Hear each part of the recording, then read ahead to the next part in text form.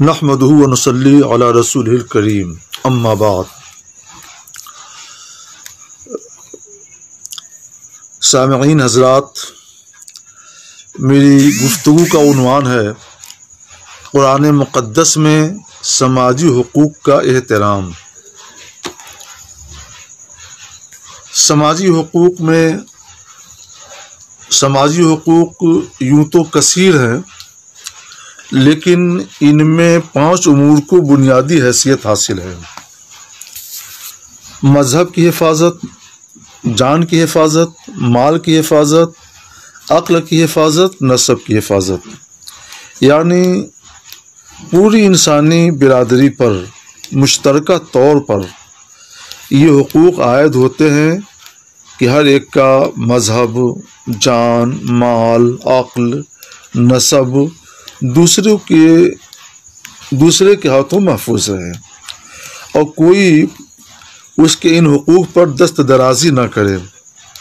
مصطفیٰ جان رحمت صلی اللہ علیہ وسلم کی تعلیمات کے مطابق مسلمانوں پر بھی ان حقوق کا لحاظ واجب ہے، اور قرآن حکیم نے بھی اس کی ہدایت فرمائی، جس کا ایک اہم سبب یہ ہے کہ دنیا کی حکومتوں کے قوانین میں تھوڑے فرق کے ساتھ ان 5 حقوق کو نمایاں مقام حاصل ہے، اور ہر ملک کے باشندے وہاں کے ملکی قوانین کے پابند عہد ہوتے ہیں۔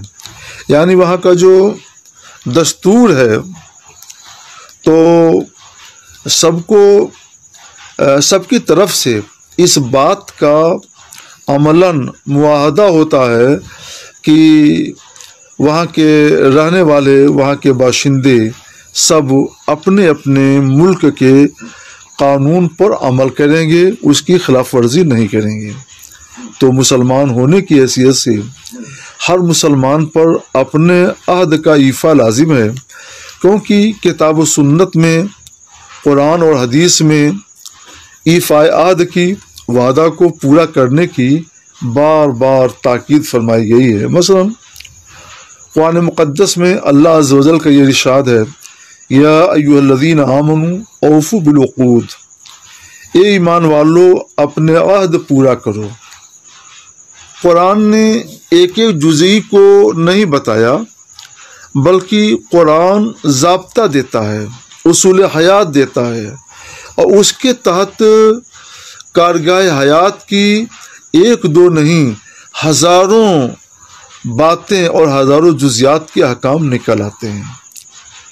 تو قرآن پاک کی یہ حکم کہ اے ایمان والو اپنے عہد پورا کرو، اس میں پوری کارگاہ حیات کا حکم بیان کر دیا گیا ہے، جو زمانہ گزر چکا اس کا بھی، جو زمانہ موجود ہے اس کا بھی، اور قیامت تک آنے والے زمانے کا بھی، کہ جو معاہدہ ہو، چاہے دستوری معاہدہ ہو یا 2 لوگوں کا یا چند لوگوں کا یا کمپنیوں کا آپس میں معاہدہ ہو، اس کو پورا کرنا تمہارے اوپر لازم ہے۔ اے ایمان والو اپنے عہد پورا کرو۔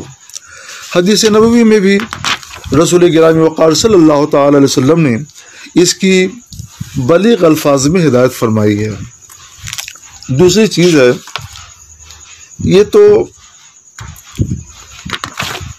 اب پہلی چیز مذہب کی حفاظت، جو 5 بنیادی امور ہم نے بتائے ہیں، ان میں سے پہلی چیز ہے مذہب کی حفاظت۔ اس سے مراد یہ ہے کہ ہر شخص کو اپنے مذہب پر عمل کرنے کا جو حق کسی بھی ملک کے دستور نے دیا ہے، ہم اس میں چھیڑ چھاڑ نہ کریں گے، بلکہ ہم انہیں ان کے حال پر چھوڑ دیں گے، جیسا کہ مسلم ریاست کے تمام باشندوں کو بھی یہی حکم ہے۔ وہاں بھی سب ایک مقررہ دستور کے پابند عہد ہوتے ہیں، اور آج کے دور میں بھی ایسا ہی ہے۔ قرآن حکیم میں بڑے واضح لفظوں میں فرمایا گیا: لکم دینکم ولی دین۔ 30ویں پارے میں آیت کریمہ ہے کہ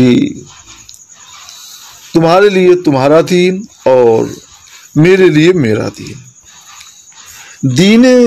دین میں، عبادات میں قرآن نے سب کو الگ الگ رکھا ہے، تمہارے لیے تمہارا دین، اپنے مذہب کی تمہارا مذہب جو ہدایت دیتا ہے تم اس کو جانو، ہمارا جو مذہب ہدایت دیتا ہے ہم اس کو جانیں۔ عبادات کے بارے میں یہ جگہ قرآن پاک فرماتا ہے، یہ سورہ بقرہ آیت نمبر 356 ہے کہ دین میں کچھ زبردستی نہیں، لا اکراہ فی الدین، دین میں کچھ زبردستی نہیں، بے شک نیک راہ گمراہی سے خوب جدا ہو چکی، تو جو شیطان کو نہ مانے اور اللہ پر ایمان لائے اس نے بڑی محکم گرہ تھامی جسے کبھی کھلا نہیں، اور اللہ سنتا جانتا ہے۔ اسلام نے اپنی ریاست کے تمام باشندوں کو مذہبی آزادی عطا فرمائی ہے، خواہ وہ جس مذہب سے بھی تعلق رکھتے ہوں، اور مذہب کا تحفظ فراہم کیا ہے، اور معاملات میں بھی اسلام نے، قرآن نے انہیں وہ تمام حقوق دیے ہیں جو مسلمانوں کو حق حاصل ہیں، سوائے اس کے کہ شراب اور خنزیر کی خرید و فروخت سے مسلمانوں کو روکا گیا ہے، اور غیر مسلموں پر اس بارے میں کوئی پابندی نہیں عائد کی گئی کیونکہ وہ ان کے مذہب میں حلال ہے، لہذا اس کے بارے میں اپنے مذہب کے بارے میں وہ آزاد ہوں گے۔ البتہ مسلمانوں کو یہ حکم دے دیا گیا کہ وہ شراب سے بچے اور خنزیر سے بچے۔ مذہبی آزادی کے حقوق میں ایک بات بڑی اہمیت کی یہ ہے کہ کسی مذہب کے مرجع طاعت و عبادت کو بزرگ کو نشان طعن و تنقید نہ بنایا جائے۔ قرآن حکیم میں اللہ تعالیٰ کا یہ فرمان موجود ہے، لا تسبوا الذین یدعون من دون اللہ فیسبوا اللہ عدوا بغیر علم، یہ سورۃ الانعام آیت نمبر 109۔ انہیں گالی نہ دو جن کو اللہ کے سوا پوچھتے ہیں، انہیں گالی نہ دو، انہیں برا بھلا نہ کہو کہ وہ اللہ کی شان میں زیادتی اور جہالت سے بے ادبی کریں گے۔ اس قانون نے کسی بھی مذہب کو جو تحفظ دیا ہے وہ بے مثال ہے۔ یہ تحفظ اسلام نے دیا اور اس پر آج بھی مسلمان پورے طور پر کاربند ہے۔ اگر کوئی جاہل اور کوئی نالائق جو قرآن پاک کی آیت سے بے خبر ہے، کبھی کہیں اس نے اس کی خلاف ورزی کی ہو تو وہ اسلام کی تعلیم سے دور ہے، قرآن کی تعلیم سے وہ دور ہے، اس نے غلط کیا۔ مگر جو اہل علم ہیں، عقل والے ہیں، فہم والے ہیں، فہم و دانش والے ہیں، تو ایسے سارے مسلمان پورے طور پر اس پر کاربند ہیں، عمل پیرا ہیں۔ وہ کسی مذہب اور اس کے مرجع طاعت و عقیدت کو گالی نہیں دیتے، لیکن اس کے برخلاف آج کچھ دوسرے مذاہب کے کچھ لوگ اس اہم قانون کو پامال کرتے نظر آ رہے ہیں، جو بڑے افسوس کا باعث ہے۔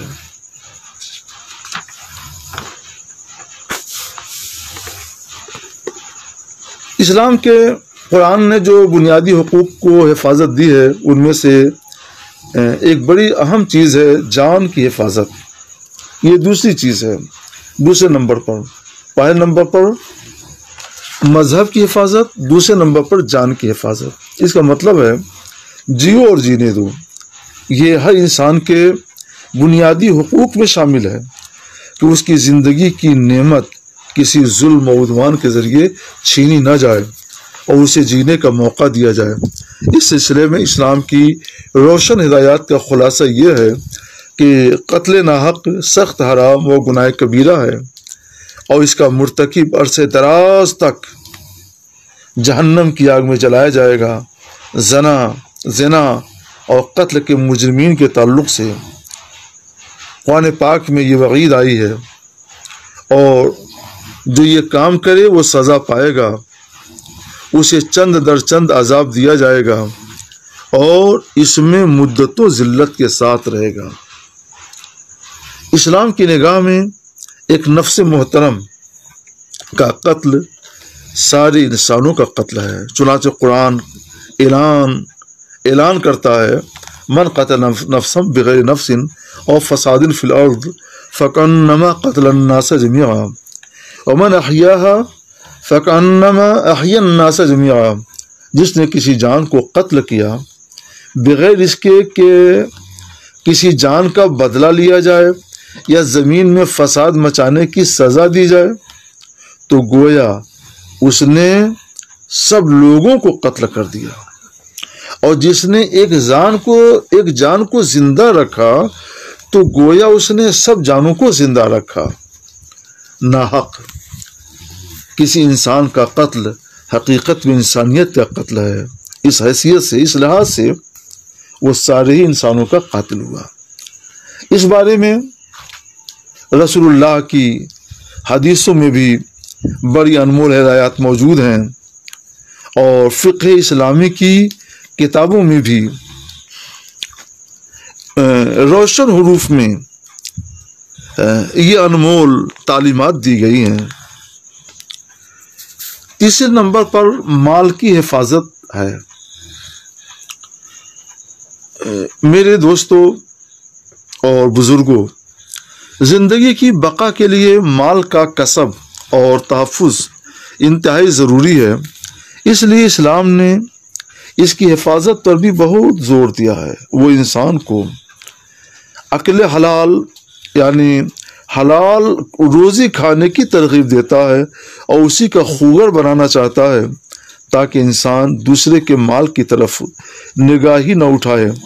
پھر ڈاکہ زنی، غصب، چوری، رشوت، سود، قمار بازی، جوئے بازی اور ناپ تول میں کمی، خیانت، سامان میں ملاوٹ، یہاں تک کہ فضول خرچی تک سے ممانعت فرماتا ہے۔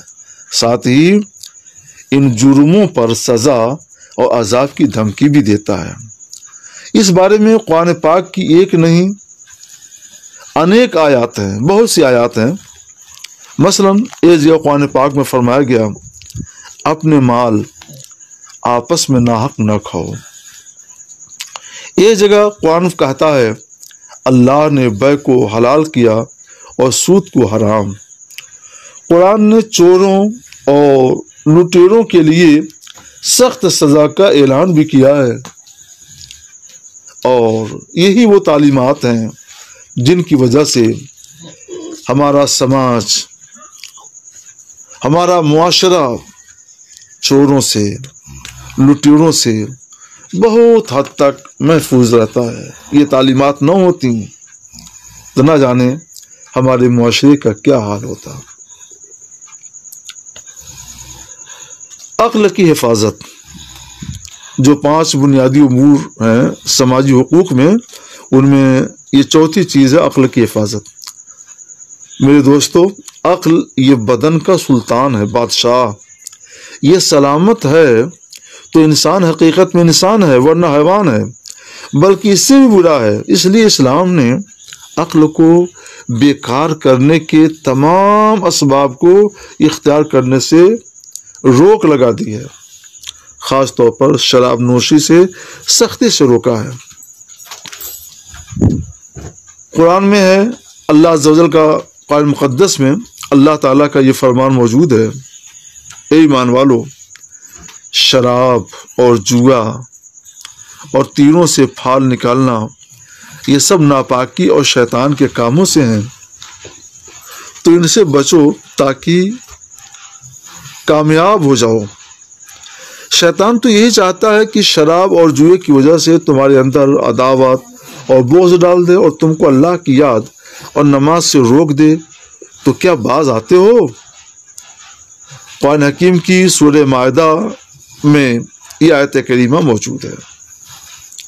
اس آیت کریمہ میں شراب سے دور رہنے کے اسباب پر بھی روشنی ڈالی ہے قرآن نے۔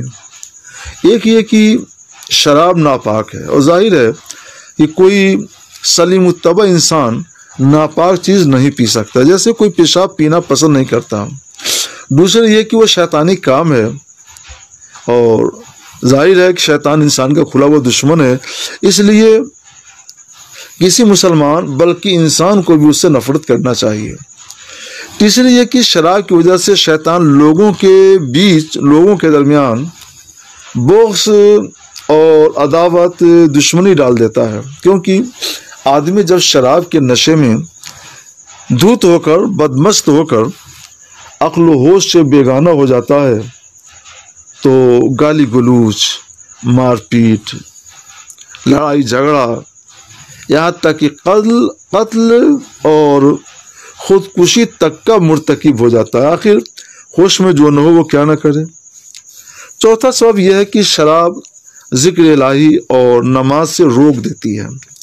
ظاہر ہے کہ جو عقل اور ہوش سے بیگانہ ہوگا وہ ذکر الہی اور نماز میں کیا مشغول ہوگا، وہ تو شیطان رجیم کے اشاروں پر رقص کرے گا۔ اس لیے قرآن پاک نے سختی سے شراب سے روکا ہے اور جوئے سے بھی روک دیا ہے۔ جوئے سے لوگوں کا مال برباد ہوتا ہے، ناحق ایک آدمی دوسرے کا مال ہڑپ لیتا ہے، اور شراب کی وجہ سے انسان کی عقل ہی ختم ہو جاتی ہے۔ عقل ہی سے تو انسان ہے، اور شراب پینے سے انسان کی عقل ہی چلی جاتی ہے تو انسان کیا ہوگا؟ وہ تو حیوان کی طرح سے ہو جاتا ہے جب نشے میں دھت اور بدمست ہوتا ہے۔ میرے دوستو، سماجی حقوق میں پانچویں چیز جس کو بنیادی اہمیت حاصل ہے وہ حق ہے نسب کی حفاظت۔ نسب ہی تمام نسبی رشتوں کی بنیاد ہے۔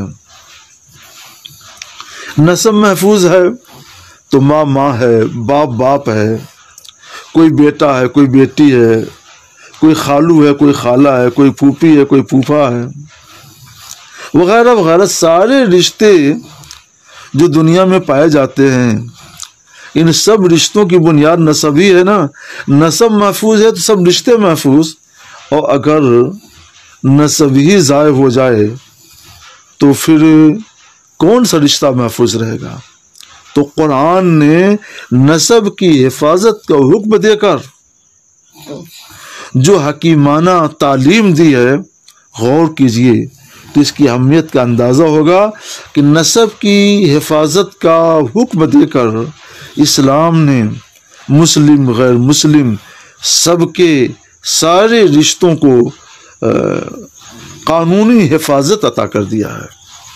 اگر یہ محفوظ نہیں، یہ نسب محفوظ نہیں، تو پیدا ہونے والے بچے کا غور کیجئے، دنیا میں کوئی رشتہ دار نہیں ہے، نہ باپ، نہ بھائی، نہ بہن، نہ دادا، نہ دادی، نہ خالو، نہ خالہ، نہ پھوپھی، نہ پھوپھا، نہ ماموں، نہ ممانی۔ کون ہے؟ ہاں، اس کی ایک ماں ہوتی ہے، لیکن عموماً ایسی مائیں یا تو شرمندگی کے باعث یا سماجی بائیکاٹ کے ڈر سے ناجائز تعلقات سے پیدا ہونے والے بچے کو کہیں پھینک آتی ہیں، پھر تو اس کی نگاہوں میں ساری دنیا تاریک ہوتی ہے۔ وہ یا اسپتال میں چھوڑ آتی ہیں جہاں یقیناً اسے ماں کی شفقت، باپ کا پیار، بہن اور بھائی کی محبت نہیں مل سکتی، اور بہرحال انسانوں کی اس دنیا میں اس کا کوئی رشتہ دار نہیں ہوتا۔ ایک ذرا سی ہوس پرستی نے ایک بے گناہ کی دنیا اجاڑ دی، اور اب تو ایڈز کے جراثیم، وائرس خود ایسے ہوس پرستوں کی ہی دنیا اجاڑ رہے ہیں۔ اسلام نے اس کی انسداد کے لیے بدکاری پر، بلاತ್ಕಾರ پر سختی کے ساتھ قابو پانے کی کوشش کی، اور اس کے لیے عبرتناک سزا کا اعلان بھی فرمایا۔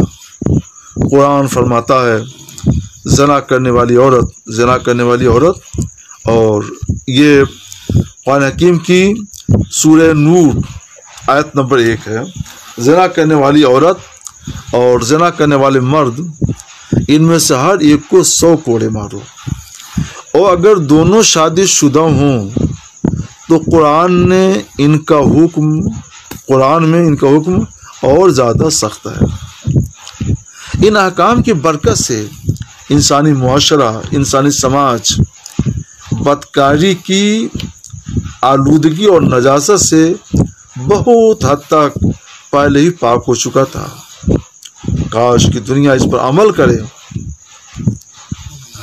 اور نسب کے تحفظ کا خیال کرے تو ہماری یہ دنیا آج بھی سکون کی اور امن کی جنت بن سکتی ہے۔ اور میرے دوستو، قرآن نے بدکاری یا بلاత్కాری پر صرف سزا دینے پر بس نہیں کیا ہے، بلکہ اس کے لیے اس نے ذہن سازی بھی کی ہے اور کردار سازی پر بھی بہت زور دیا ہے۔ قرآنی آیات اور فرمودات نبوی میں بار بار عفت اور پاکیزگی کی تعلیم دی گئی ہے۔ نکاح کا حکم دیا گیا ہے، نکاح کرو، نکاح کی رغبت دلائی گئی ہے، اس کے فائدے بتائے گئے ہیں۔ پھر بھی اجنبی مرد اور اجنبی عورتوں سے نگاہیں جھکائے رہنے اور نگاہیں جھکا کر چلنے کی ہدایت فرمائی گئی ہے۔ اگر عورت کو باہر نکلنا ہو تو پردے کے ساتھ نکلنے کا پابند کیا گیا ہے، اور دوسروں کے گھر میں کسی بھی اجنبی کو بے اجازت داخل ہونے سے روک دیا گیا ہے۔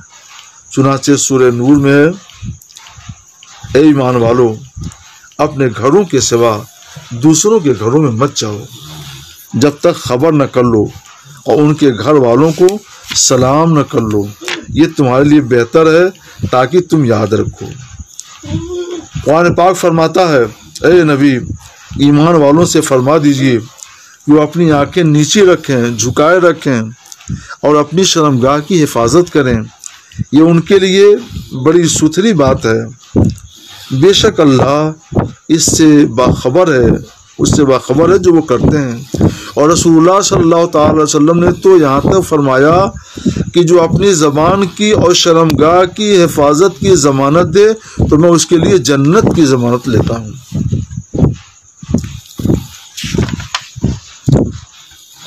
اے محبوب، یہ بھی قرآن پاک کا حصہ ہے۔ اے محبوب رسول، ایمان والی عورتوں سے فرما دیجئے کہ وہ اپنی نگاہیں ذرا نیچی رکھیں اور اپنی شرمگاہ کی حفاظت کریں، اور بناؤ سنگار نہ ظاہر کریں مگر جو آتن کھلا رہتا ہے، اور اپنی اوڑھنی اپنے سینوں پر ڈالے رہیں، اور اپنا سنگار نہ ظاہر کریں مگر اپنے شوہر پر یا اپنے باپ کے آگے۔ یہ ہے وہ قرآنی تعلیمات جس نے دنیا کو عفت اور پاک بازی اور پارسائی کا بڑا ہی پاکیزہ اور ستھرا سماج عطا کیا ہے۔ اور آج جیسے جیسے ان تعلیمات سے دنیا دور ہو رہی ہے، اسی قدر دنیا کا ماحول گندا، پراگندہ اور بد سے بدتر ہوتا جا رہا ہے۔ ضرورت ہے کہ قرآن مقدس کی ان تعلیمات کو عام کیا جائے۔ لوگ نہیں جانتے کہ قرآن میں کیا کیا انمول ہدایات ہیں، کیا کیا دلکش تعلیمات ہے۔ یہ ہماری ذمہ داری ہے، آپ کی ذمہ داری ہے کہ دنیا کو اس سے باخبر کیجیے۔ جب دنیا قرآن مقدس کی ایسی انمول تعلیمات سے، ایسی روشن ہدایات سے آگاہ ہو جائے گی تو وہ خود بخود راہ راست پر آ جائے گی۔ آپ کو انہیں سمجھانے کی اور ان سے ٹکر لینے کی کوئی ضرورت نہیں پیش آئے گی۔ انشاءاللہ تعالی مسلمان خاص طور پر قرآن مقدس کی ان تعلیمات کو ہمیشہ پیش نظر رکھیں۔ آپ یقین رکھیں کہ آپ کی کامیابی کا راز قرآن مقدس کی پیروی میں مضمر ہے۔ اس لیے آپ قرآن کی تعلیمات سے کچھ بھی ادھر ادھر نہ ہوں۔ آپ اپنے ملک کے دستور کے پابند عہد ہیں، لہٰذا اپنے عہد پر قائم رہیں اور کبھی بھی قانون کو اپنے ہاتھ میں نہ لیں۔ میرے دوستو، جو بھی دیکھے محمد کا شہدا کہے، اپنا کردار ایسا بنا لیجئے۔